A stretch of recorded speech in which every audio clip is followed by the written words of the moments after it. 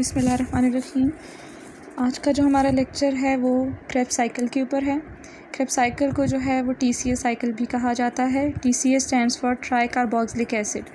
So Krebs cycle is also known as tri carboxylic acid cycle और simply it is known as citric acid cycle. So glycolysis के बारे में हमने पढ़ा था कि वो एनएरोबिक ब्रेक डाउन होती है, जबकि जो आपका क्रेब्स साइकिल है that is the aerobic break down, यानी in the presence of oxygen आपके पास ब्रेक डाउन होती है।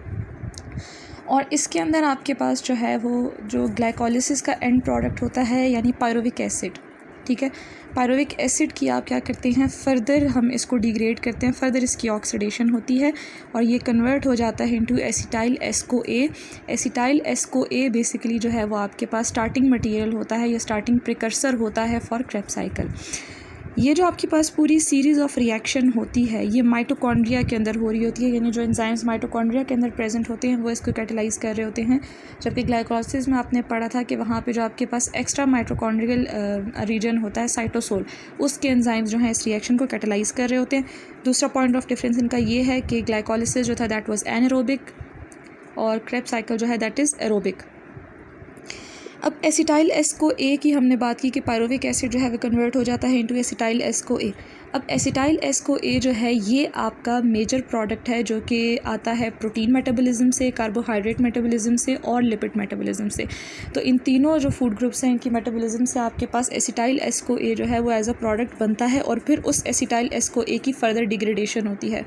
अब ग्लाइकोलिसिस का प्रोसेस बॉडी में जो है वो इसलिए ज़रूरी है क्योंकि ग्लाइकोलिसिस से आएगा पायरुविक एसिड और पायरुविक एसिड अल्टीमेटली कन्वर्ट होगा इनटू एसिटाइल एस्को-ए और एसिटाइल एस्को-ए जो है ये जो है उसके बाद नेक्स्ट स्टेप में जो है ऑक्सैलोएसिटिक एसिड के साथ मिलेगा और आगे आपका जो है वो साइकिल वो कंटिन्यू होगा।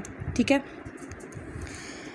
सो आपके पास यहाँ पे जो रिएक्शन जो होता है उसके अंदर बेसिकली 3 एंजाइम कॉम्प्लेक्स सिस्टम एक इन्वॉल्व होता है। ठीक है, इस एंजाइम सिस्टम कॉम्प्लेक्स को कहा जाता है पायरुवेट डिहाइड्रोजिनेज कॉम्प्लेक्स।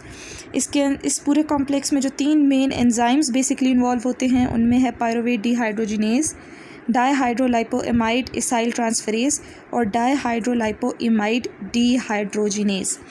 इसके साथ साथ आपके पास कुछ 5 इसेंशियल जो कोएंजाइम्स हैं जो इस पूरे सिस्टम में इन्वॉल्व होते हैं वो आ जाते हैं। थायमीन पायरोफॉस्फेट, NAD की ऑक्सीडाइज्ड फॉर्म इसमें यूज़ हो रही होती है, FAD ऑक्सीडाइज्ड फॉर्म में यूज़ हो रहा होता है, कोएंजाइम A और लिपोइक एसिड। फिर आपके पास इस पूरे जो आपका साइकिल है उसमें सबसे पहला स्टेप जो है वो होगी पायरुविक एसिड की कन्वर्जन इनटू एसिटाइल एस्को-ए। अगर आपको नज़र आ रहा हो तो ये पायरुविक एसिड ने चेंज होना इनटू एसिटाइल एस्को-ए।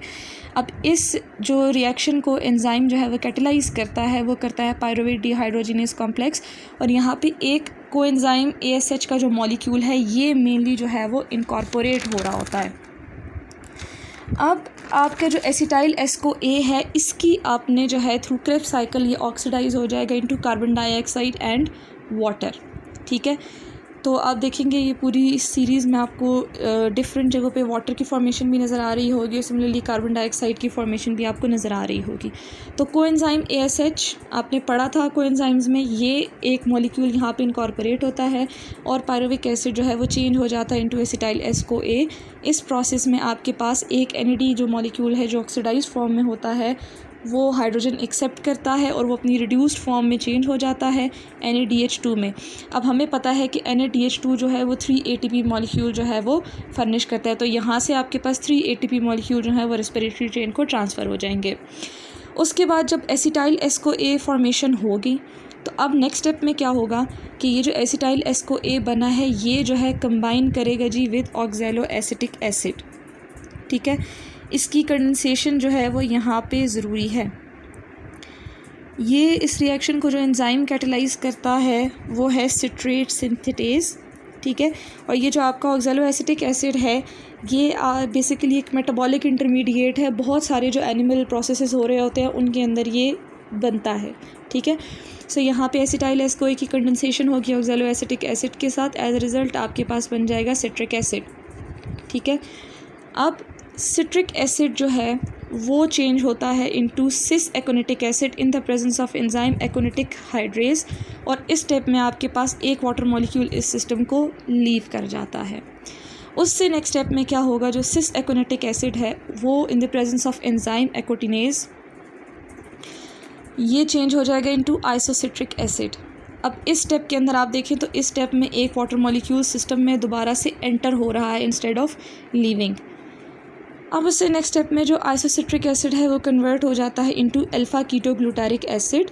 ठीक है, ये स्टेप बहुत क्रूशल है क्रेब्स साइकिल का, क्योंकि इस स्टेप में आपके पास एक NAD ऑक्सीडाइज फॉर्म उसकी चेंज होती है इनटू रिड्यूस्ड फॉर्म, यानी यहाँ पे 3 ATP की जनरेशन होगी, प्लस इस स्टेप में कार्बन डाइऑक्साइड जो है वो भी फॉर्म हो रही है और आपके सिस्टम से इवॉल्व हो रही है। अब इस रिएक्शन को जो एंजाइम कैटेलाइज करता है दैट इज़ आइसोसिट्रिक डिहाइड्रोजिनेज। उससे नेक्स्ट स्टेप में आपका जो अल्फ़ा कीटोग्लूटारिक एसिड है वो चेंज हो जाता है into succinyl CoA in the presence of enzyme alpha glutaric dehydrogenase complex. ठीक है, और यहाँ पे आपके पास इस स्टेप में आप देखें कि जो आपका प्रोडक्ट है अल्फ़ा कीटोग्लूटारिक एसिड उसके अंदर जो है वो कोई SH का पार्ट नहीं है, तो इस स्टेप में आपके पास अल्फ़ा कीटोग्लूटारिक एसिड के साथ एक मॉलिक्यूल जो है वो कोएंजाइम ASH का भी कंबाइन करेगा, और इस स्टेप में आपके पास दोबारा एक कार्बन डाइऑक्साइड मॉलिक्यूल फॉर्म होगा और NAD जो है वो चेंज हो जाएगा इनटू NADH2 और दोबारा से रेस्पिरेटरी चेन को यहाँ पे जो है वो 3 ATPs मिल जाएंगे। अब यहाँ से आगे जो है ATP जनरेशन है, लेकिन डायरेक्ट ATP जनरेशन है। अभी आपने देखा ये इनडायरेक्ट ATP जनरेशन थी, इससे नेक्स्ट स्टेप में आपके पास डायरेक्ट जो है वो जनरेशन होगी ATP की। अब आपके पास जो सक्सिनाइल एस्को-ए है इन the presence of enzyme succinic thiokinase, ये चेंज हो जाता है इनटू सक्सेनिक एसिड, और जो आपके पास कोएंजाइम ASH का मॉलिक्यूल पिछले स्टेप में इनकॉर्पोरेट हुआ था वो इस स्टेप में यहाँ से एलिमिनेट हो जाएगा। अब यहाँ पे ATP की सिंथेसिस कैसे होती है? ATP की सिंथेसिस ऐसे होती है कि आपके पास GTP, ठीक है, ATP जो है वो आपके पास एडिनिन वाला है, GTP जो है आपके पास वो ग्वानिन वाला है। तो आपके पास GTP जो है वो क्या करता है, एक फॉस्फेट ग्रुप अपना रिलीज़ कर लेता है और चेंज हो जाता है इनटू GDP, जबकि ADP जो है वो क्या करता है, एक इनऑर्गेनिक फॉस्फेट जो GTP ने रिलीज़ किया उसको एक्सेप्ट करता है और चेंज हो जाता है इनटू ATP। तो इस स्टेप में आपके पास एक जो है डायरेक्ट ATP की सिंथेसिस हो रही है। ठीक है, उसके बाद अब आपका जो सक्सेनिक एसिड है वो चेंज हो जाता है into fumaric acid in the presence of enzyme succinic dehydrogenase. अब इस स्टेप में आपके पास 2 ATP जनरेट होंगे, लेकिन ये ऑक्सीडेटिव फॉस्फोराइलेशन होगी, यहाँ पे डायरेक्ट ATP जनरेट नहीं होंगे। इस सिस्टम को जो कोएंजाइम कैटेलाइज कर रहा होता है वो होता है FAD। तो FAD जो है वो अपनी रिड्यूस्ड फॉर्म FADH2 में चेंज हो जाएगा और यहाँ पे रेस्पिरेटरी चेन को 2 ATP मॉलिक्यूल जो है वो ट्रांसफ़र हो जाएंगे। अब जो आपका फ्यूमेरिक एसिड बना in the presence of enzyme fumaric hydratase, और यहाँ पे एक वाटर मॉलिक्यूल जो है वो इनकॉर्पोरेट होगा और ये दोबारा चेंज हो जाएगा इनटू मैलिक एसिड। अब मैलिक एसिड जो है वो जो है दोबारा चेंज हो जाएगा into oxaloacetic acid in the presence of enzyme malic dehydrogenase, और इस स्टेप में भी आपके पास NAD पॉजिटिव जो है वो चेंज हो जाएगा इनटू NADH2 और यहाँ से 3 ATP फर्निश कर देगा इनटू द रेस्पिरेटरी चेन। अब आपका जो ऑक्सैलोएसिटिक एसिड का मॉलिक्यूल है that is basically now available कि ये दोबारा से एक एसिटाइल एस्को-ए के मॉलिक्यूल के साथ जो है वो कंबाइन करें। ठीक है, अब इस पूरे जो आपका जो ये प्रोसेस है इसके दौरान जो हाइड्रोजन एटम्स बने थे, ठीक है, वो ले लिए थे कोएंजाइम्स NAD पॉजिटिव और FAD पॉजिटिव जो इनकी ऑक्सीडाइज फॉर्म थी इन्होंने।